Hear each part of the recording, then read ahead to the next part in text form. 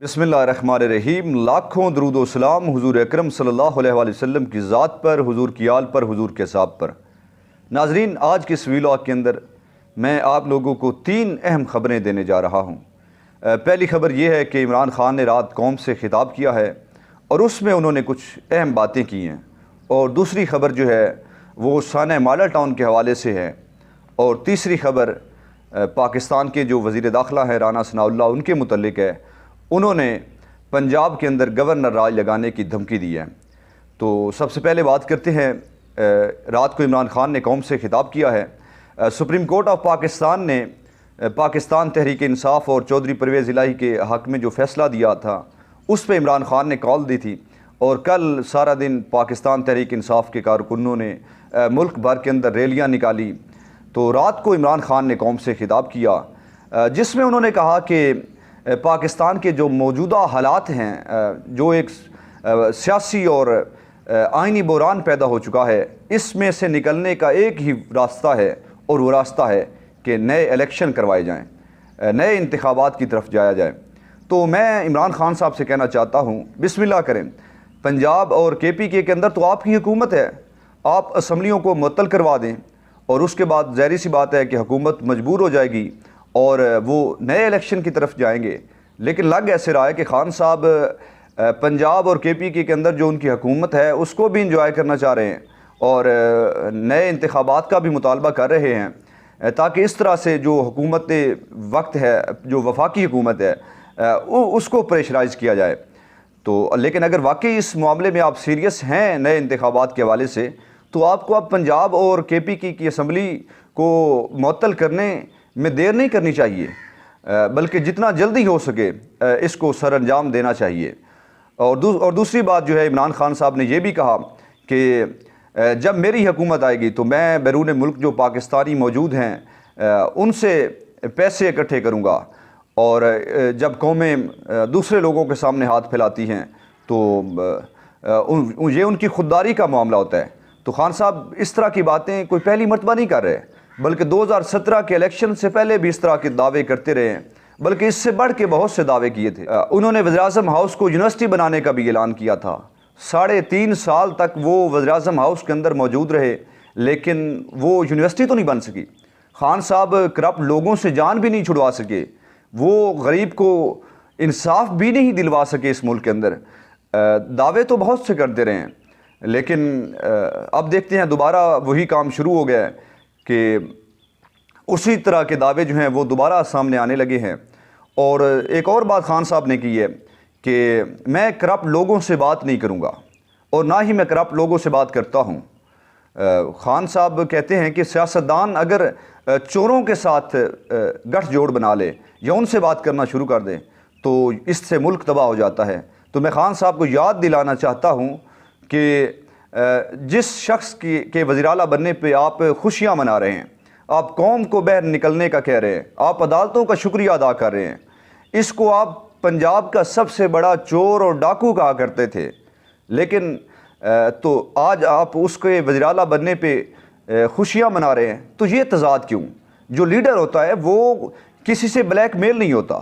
ایک اور بات جو انہوں نے کی ہے وہ میں سمجھتا ہوں کہ پنجاب کی جو عوام ہے، غریب عوام خصوصاً، ان کے لیے ایک بہت بڑی خوشخبری ہے کہ انہوں نے اعلان کیا ہے کہ پنجاب کے اندر جو صحت کارڈ تھا اس کو دوبارہ سے بحال کر دیا گیا ہے، اور راشن پروگرام جو تھا اور احساس پروگرام اس کو بھی بحال کرنے کا اعلان کیا ہے، اور جو پنجاب کے اندر جو پناہ گاہیں بنائی تھیں ان کو بھی دوبارہ سے فعال کرنے کا اعلان کیا ہے۔ تو یہ ایک اچھی خبر ہے پنجاب کی غریب عوام کے لیے۔ میں سمجھتا ہوں کہ وہ بھی اب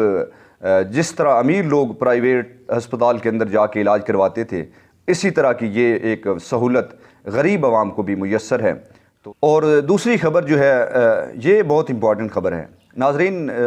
ذرائع کے مطابق پاکستان تحریک انصاف کے جو قائد ہیں عمران خان، ان کا رابطہ ہوا ہے پاکستان عوامی تحریک کے جو سربراہ ہیں ڈاکٹر طاہر القادری، ان سے رابطہ ہوا ہے، اور یہ جو گفتگو تھی یہ کوئی 26 منٹ طویل گفتگو تھی، اور اس دوران خان صاحب نے قادری صاحب کو یقین دلایا ہے کہ اب ہماری حکومت جو ہے وہ سانحہ ماڈل ٹاؤن کو ترجیحی بنیادوں پہ اس کیس کا فیصلہ کروائے گی۔ تو یہ بڑی اچھی بات ہے۔ کیونکہ ناظرین 17 جون 2014 کا دن پاکستان کی تاریخ میں ایک بدنما داغ کے طور پہ موجود ہے، کیونکہ اس دن اس وقت کی جو حکومت تھی نواز شریف اور شہباز شریف صاحب کی، ان کی سرپرستی کے اندر ایک ایسا واقعہ سر انجام دیا گیا۔ سانحہ ماڈل ٹاؤن جو ہوا تھا، تحریک منہاج القرآن کا جو مرکزی سیکریٹریٹ ہے اس کے سامنے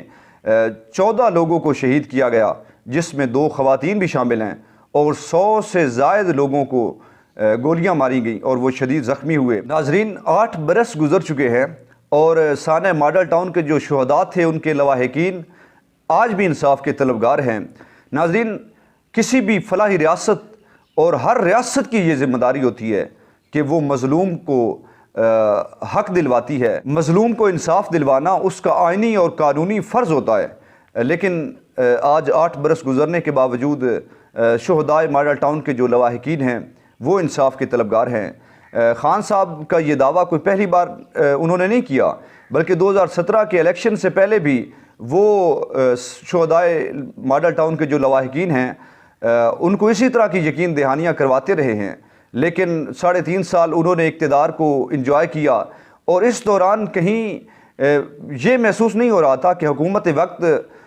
ان کو انصاف دلانے کے لیے کوئی ٹھوس اقدامات کر رہی ہے، بلکہ جو مرکزی ملزمان تھے اس واقعہ کے وہ بھی ان کی تقرریاں اور تبادلے بھی ہوتے رہے، اس کو بھی نہیں رکوا سکی، اور جو مرکزی مجرمان تھے آج انہی نے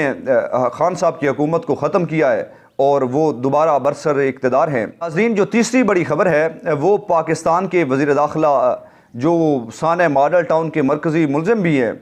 رانا ثناء اللہ صاحب، ان کے حوالے سے ہے۔ انہوں نے ایک بیان دیا ہے کہ وزارت داخلہ نے پنجاب کے اندر گورنر راج لگانے کی سمری پر کام شروع کر دیا ہے، اور سنا جا رہا ہے کہ میرے داخلے پر پنجاب اور کے پی کے اندر پابندی لگائی جا رہی ہے، اور گورنر راج لگانے کے لیے یہی بات ہی کافی ہے۔ تو ناظرین دیکھتے ہیں کہ کیا موجودہ حالات کے اندر نون لیگ کیا واقعی پنجاب کے اندر گورنر راج لگا سکتی ہے؟ تو ناظرین آئین کے آرٹیکل 232، 234 اور 235 جو ہیں وہ کسی بھی صوبے کے اندر گورنر راج لگانے اور ایمرجنسی نافذ کرنے کے متعلق ہیں، اور ان کے اندر ڈیٹیل سے بات ہوئی ہے۔ تو ناظرین آئین کے اندر صرف 2 طریقہ کار ہیں جس سے کسی صوبے کے اندر گورنر راج لگایا جا سکتا ہے، تیسرا کوئی طریقہ کار موجود نہیں ہے۔ تو جو پہلا طریقہ ہے وہ یہ ہے کہ جس صوبے میں گورنر راج لگانا ہو اس صوبے کی اسمبلی کا اکثریت سے اس بارے میں قرارداد کا پاس کرنا ضروری ہے، اور پھر اس کے بعد صدر گورنر کو حکم دے کر صوبے میں گورنر راج نافذ کروا سکتا ہے۔ نمبر 2، اگر کسی صوبے کی بجائے وفاقی حکومت کسی صوبے میں گورنر راج لگانا چاہتی ہے تو آئین کے مطابق اس کے لیے سمری ایوان صدر سے منظور ہوتی ہے، نہ کہ ایوان وزیر اعظم سے، کیونکہ گورنر راج صدر پاکستان کی ثوابدید ہے، وزیر اعظم کی نہیں، اور پھر جب صدر گورنر راج لگاتا ہے تو اس کی منظوری اس کو پارلیمنٹ کے دونوں سیشن سے لینی پڑتی ہے۔ ناظرین اس کے علاوہ آئین پاکستان کے اندر گورنر راج لگانے کے لیے کوئی تیسرا طریقہ کار ہے ہی نہیں، اور اگر موجودہ حالات کے اندر